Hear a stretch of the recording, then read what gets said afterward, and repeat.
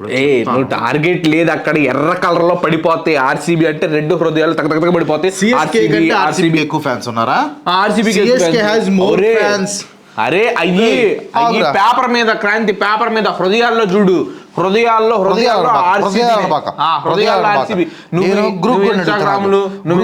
అడుగుతున్నావు. మేమేంటంటే మాకు దిష్టి తగిలిందయ్యా, మాకు దిష్టి తగిలింది. మాదేంటంటే స్ట్రాంగ్ టీమ్ కాబట్టి అందరూ దిష్టి పెట్టారు. దిష్టి పెట్టడం వల్ల ఈ రోజు మ్యాచ్ ఓడిపోయింది. ఆ దిష్టి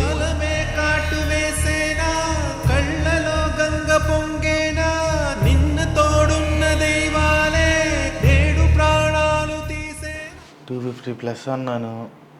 ఎస్ఆర్హెచ్ గురించి భయంకరంగా ఎలివేషన్లు ఇచ్చాము. వీడు వచ్చిన తర్వాత రక్తం తాగుతాడు గైస్. అసలు మ్యాచ్ అసలు ఎస్ఆర్హెచ్ మ్యాచ్ కదా. అమ్మో వస్తున్నాడు. హలో రాజేంద్ర, మన వాళ్ళకి ఒక 250 మెంబర్స్కి బాదం పాలు ఇప్పి.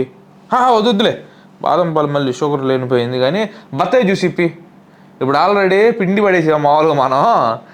బత్తాయి జ్యూస్ 250 మెంబర్స్కి, ఒకటి ఎక్కువ అవ్వకూడదు, ఒకటి తక్కువ అవ్వకూడదు అనమాట. కరెక్ట్గా 250 మెంబర్స్కి చేయించాలి. బత్తా రైసం ఆరెంజ్ కలర్లో ఉండాలి. Okay Rajendra, okay. ఏమైందిరా చెప్పేవేదో 250 నుంచి కౌంట్ చేస్తాం మేము, 250 నుంచి అని చెప్పేసి. ఏమైంది? 1 సైడ్ అయిపోయింది కదా క్రాంతి మ్యాచ్. సరదాగా కొట్టుబడేశారు మా వాళ్ళు. అయినా ఆ స్కోర్ ఏం స్కోర్ రా అట్లాంటి బ్యాటింగ్ పిచ్లు. ఆ నికో మామ ఎట్టాడాడు, ఆ మిచ్చిల్ మాష్ ఎట్టాడాడు, చూసి నేర్చుకోండి. ఆట చూసి నేర్చుకోండి. అప్పుడప్పుడు జరుగుతూ ఉంది బోర్డు. నేను చెప్తానని తెలుసా నీకు, అసలు ఈ ఐపీఎల్లో వీకెస్ట్ టీం ఏదైనా ఉందా అంటే అది ఎస్ఆర్హెచ్. మాటల మర్యాద కాదు. మీరు 200 కంటే 250 కొడితేనే మీరు గెలవడానికి అవకాశం. 200 లోపు కొట్టారనుకో కథం. మీరు అసలుకి మీరు దీన్ని ఏమంటారు, దాన్ని ప్రొటెక్ట్ చేసుకోవడానికి మంచి బౌలింగ్ లేదు మీ దగ్గర. బౌలింగ్ యూనిట్ లేదు. ఏంద్రా బౌలింగ్ అట్టకుట్టు కుక్కలు కొట్టినట్టు కొట్టారా లెక్క లేకుండా. మీరు 250 200 చిల్లర మీ ఫస్ట్ ఓపెనింగ్ బ్యాట్స్మెన్ ఆడితేనే మీది ఆట, లేకపోతే లేదు. ఒకప్పుడు ఎస్ఆర్హెచ్ అట్టుండేది తెలుసా, సేమ్ అట్టే అవుతుంది. కనీసం అప్పుడు బౌలింగ్ అయినా ఉండేది మీరు అడ్డుకోవడానికి స్కోర్ని. ఇప్పుడు ఆ బౌలింగ్ కూడా లేకుండా పోయింది. మీరు మళ్ళీ భయంకరమైన ఇజ్జేయటాలు కిరాణా కొట్లు, వెనకాల బ్యాక్గ్రౌండ్ కాటరమ్మ సాంగులు. ఏందిరా ఇది? అరే అసలు నిన్న నువ్వు ఇచ్చిన ఎలివేషన్కి ఇప్పుడు వాళ్ళు ఆడిన ఆటకి ఏమైనా సంబంధం ఉంటారా? అసలు ఏమైనా సంబంధం ఉందా? కాటేరమ్మ కొడుకులు.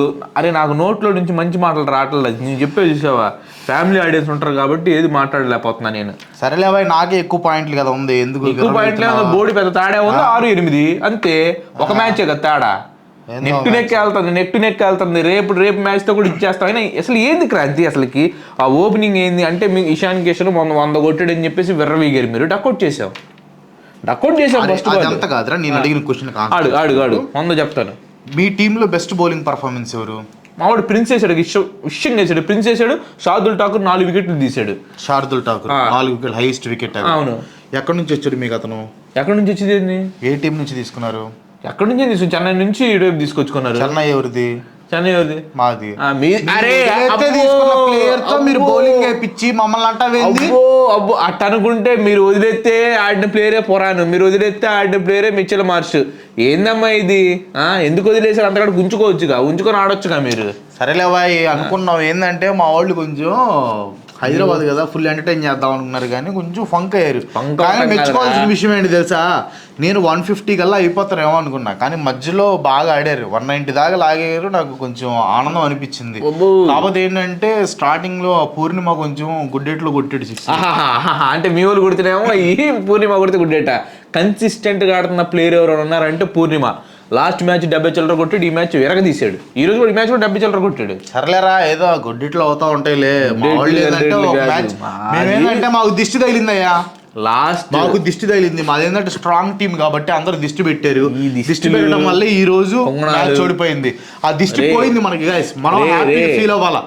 అసలు మనం బాధపడాల్సిన అవసరం లేదండి, అసలు లేదు. చెప్పేది ఎత్ర నారణ్య గర్వస్య తత్ర LSG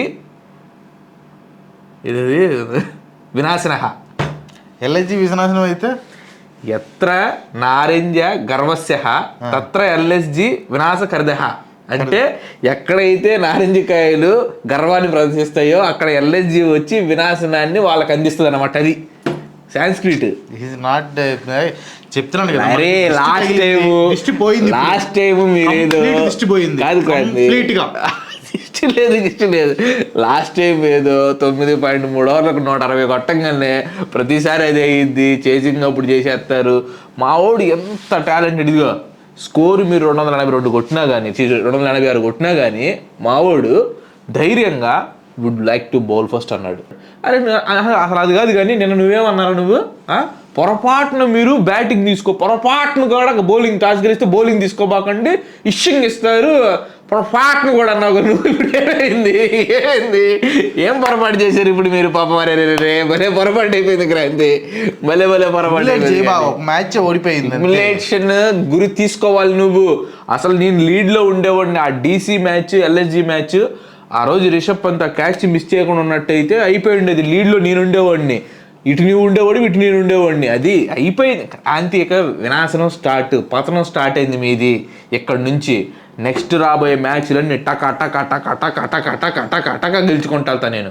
guys SRH anti fans ఎవరైతే ఉన్నారో వాళ్ళందరూ కింద లైక్ కొట్టండి. 6.5K లైక్స్ కనుక వస్తే మాత్రం వీడికి రక్త కన్నీరు అంటే ఏంటో చూపిస్తాను నేను. అది ఏదో గర్వపడుతున్నావు రే, ఎప్పుడు గర్వపడకూడదు క్రాంతి. ఎంత ఎదిగినా కానీ ఒదుగుండాలి. స్కోర్ కొట్టాము మేము, ఓకే మాకు ఆ స్టామినా ఉండండి, మేము కొడతాము, ఇది చేస్తాము, నెక్స్ట్ కలిసి వచ్చిద్దో కలిసి రాదో కానీ ఉన్నంతలో గొప్ప ఆడుతున్నారు సంతోషం అని వినమ్రులే ఉండాలి.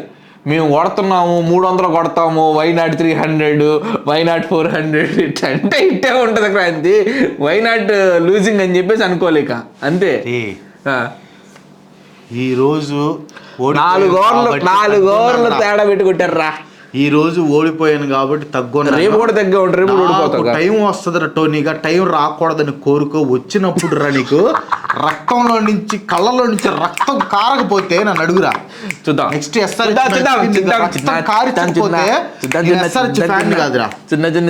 చిన్న ఆరెంజ్ బత్తాయిని పిండి 4 ఓవర్లు మిగిల్చి కొట్టారు ఆ బత్తాయిని. అరే మీ వాళ్ళు 230 కొట్టినా కానీ సరదాగా కొట్టి అవతల పడేసిండే వాళ్ళు రా. అంత నీట్ గా అయిపోయింది. గెలిచావురా, కంగ్రాచులేషన్స్ రా. నేను గెలిచాను, ఇది పెట్టుకుని ఉంటాను నేను. అయిపోయి రేపు కూడా గెలుస్తాం మేము. RCB versus CSK. RCB వాళ్ళు నెంబర్ 1 ఫామ్ లో ఉన్నారు. ప్లే బోల్డ్, ఎంత బోల్డ్ ఆడుతున్నారు అంత బోల్డ్ గా ఆడుతున్నారు. చాలా వాడికి 6 పాయింట్స్, మనకి 8 పాయింట్స్. మనం లీడ్ లో ఉన్నాం. ఇంకా ఎవరైనా సబ్స్క్రైబ్ చేయకపోతే ప్లీజ్ డూ సబ్స్క్రైబ్. తెలుసు కదా మనకి ఐపీఎల్ లోపల 200K రావాలి కాబట్టి దయచేసి సబ్స్క్రైబ్ చేయండి. అండ్ లైక్ చేయటం మాత్రం మర్చిపోవద్దు.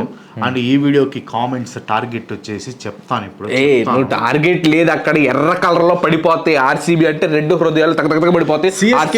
RCB ఎక్కువ ఫ్యాన్స్ ఉన్నారా? RCB అరే అయ్యి పేపర్ మీద క్రాంతి, పేపర్ మీద హృదయాల్లో చూడు, హృదయాల్లో RCB. నువ్వు ఇన్స్టాగ్రామ్ అడుగుతాను, అడుగు.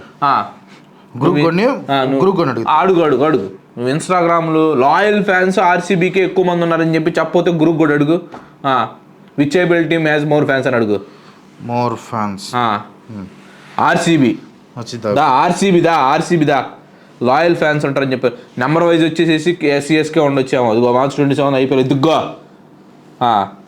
ఏందమ్మా CSK అని చెప్పింది. కింద చదువు ఉంటాయి కదా. ముంబై ఇండియన్స్, RCB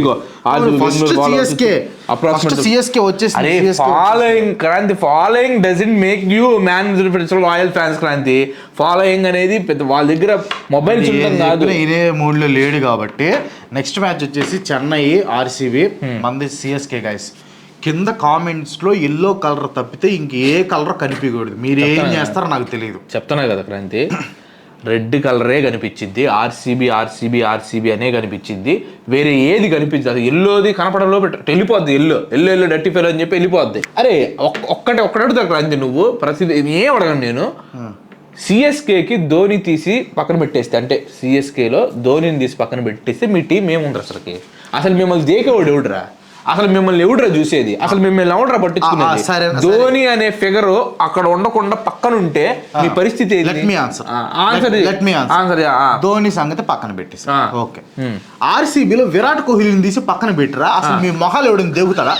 మీ మొహాలు ఎవడని చూస్తాడా? కొన్ని రోజులు ఉంటాడు. ఇదిగో మాకు ధోనిని తీసేసినా గానీ మాకు సపోర్ట్ చేయడానికి చాలా మంది ఉన్నారు టీంలో, మంచి మంచి ప్లేయర్స్ ఉన్నారు. ఎవరున్నారు?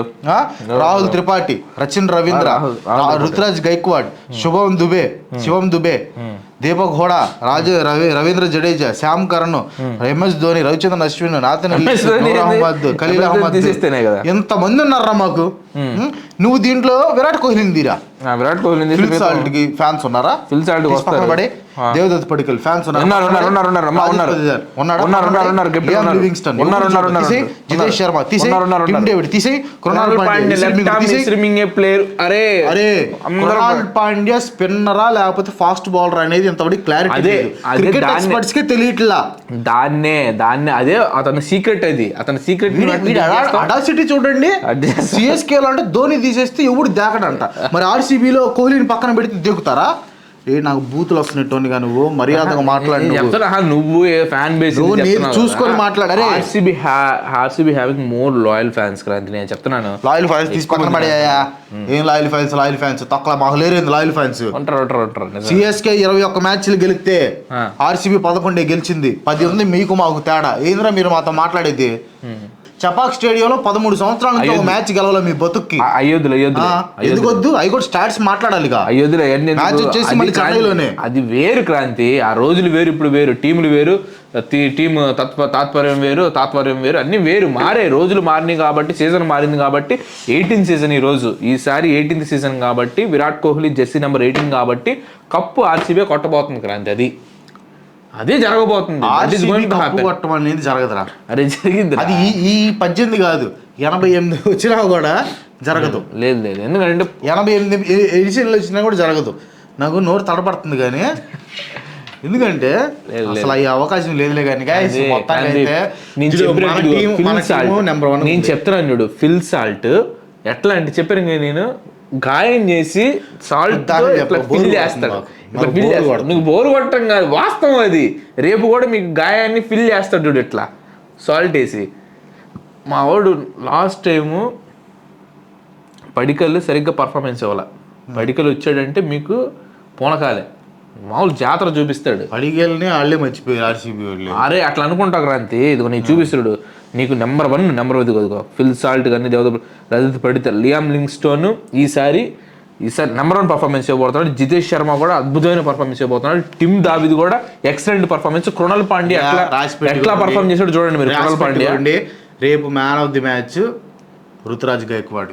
లేదు number 1 man of the match Ruturaj లేదు. అరే మ్యాన్ ఆఫ్ ది మ్యాచ్ చేసింది 160+, 160 కొట్టి అవుట్ అయిపోయింది. కానీ మ్యాన్ ఆఫ్ ది మ్యాచ్ కి పెట్టింది పేరు ఎవరంటే విరాట్ కోహ్లీకి వస్తుంది. విరాట్ కోహ్లీ లేదు అంటే లోపల అవుట్ అయిపోతాడు. అదన్నీ మూఢనమ్మకం. విరాట్ 15 లోపల అవుట్ అయిపోతాడు. లేని పక్షాన ప్రిడిక్షన్ మొత్తం ఎక్స్ప్లెయిన్ చేస్తాను నేను. లేని పక్షాన టిమ్ దావీద్కి ఖచ్చితంగా వచ్చింది. టిమ్ డేవిడ్ మీద భరోసా పెట్టుకున్నావు అంటే నీ అంత భరోసా ఏందిరా? ఆల్రౌండర్ రా మావాడు. బౌలింగ్ చేస్తాడు, బ్యాటింగ్ ఆడతాడు.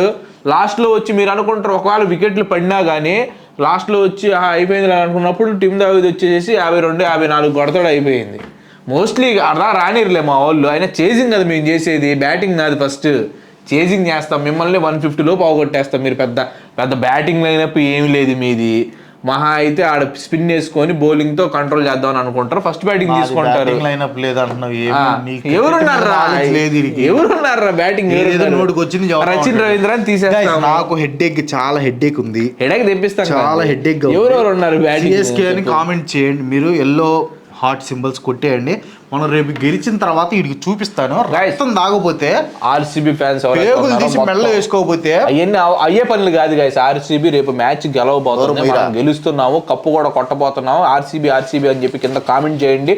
ఆర్సీబీ లవ్ సింబల్ పడిపోవాలి. 6.5 లైక్స్ గుర్తుంది కదా మీకు? రక్తకన్నీరు చూపిద్దాం వాడికి. రేపు కలుద్దాం.